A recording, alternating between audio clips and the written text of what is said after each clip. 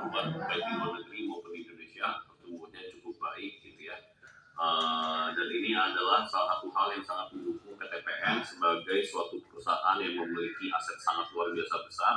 Bagaimana caranya kita bisa meleverage teknologi-teknologi yang sudah ada di pasar saat ini untuk kepentingan kita, baik lagi tadi mencapai pencapaian operasional dan finansial yang baik lagi. Oke, nah kalau kita melihat pada saat kita dalam proses penyusunan RSI ini sendiri, gitu ya, kita juga sebenarnya melihat 4 pasar yang lebih maju daripada kita, gitu ya. Kami melihat 4 pasar ini, 4 market ini karena menyesuaikan dengan komoditas-komoditas yang ada di PTPN, gitu ya. Misalnya yang banyak terkait dengan sawit, kita melihat di Malaysia, terkait dengan tebu kita melihat di Brazil, India, gitu ya, untuk komoditas besarnya.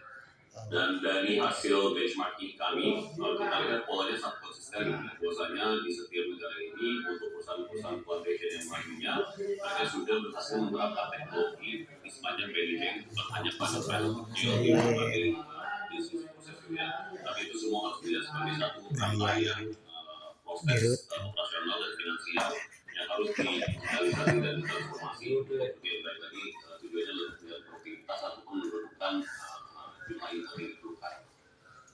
Contohnya misalnya kalau kita lihat untuk di sawit gitu ya, pembanding kita kan dari Malaysia gitu ya. Kalau kita lihat misalnya FPV atau genting gitu ya, mereka sudah banyak sekali teknologi dan menerapkan big data, AI dan juga genome sequencing di proses operasional mereka gitu ya, termasuk juga satellite imaging gitu ya, untuk bisa melakukan proses seleksi benih sawit benih tinggi dan juga tahan penyakit. Itu dari aspek pertama, prediction pertama terkait dengan seed nursery. Pada proses penanamannya pun sendiri mereka sudah banyak menggunakan stabilisasi gitu ya, menggunakan monitoring lahan-lahan yang bisa digunakan, dan juga AI model untuk bisa mengoptimasi kira-kira lahan mana yang sesuai dengan mode planting dan sebagainya.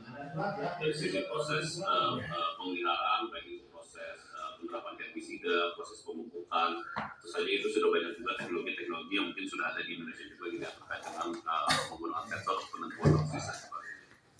Jadi hal-hal seperti ini sebenarnya sudah sangat lazim diterapkan untuk perusahaan-perusahaan leading di dunia, baik untuk komoditas-komoditas yang kita punya.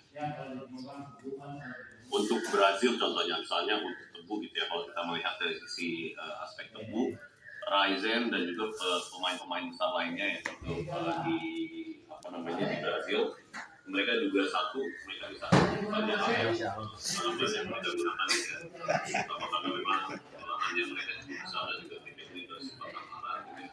Tapi di mana mereka bisa mekanisasi, mereka menerapkan mekanisasi yang sangat tinggi derajatnya.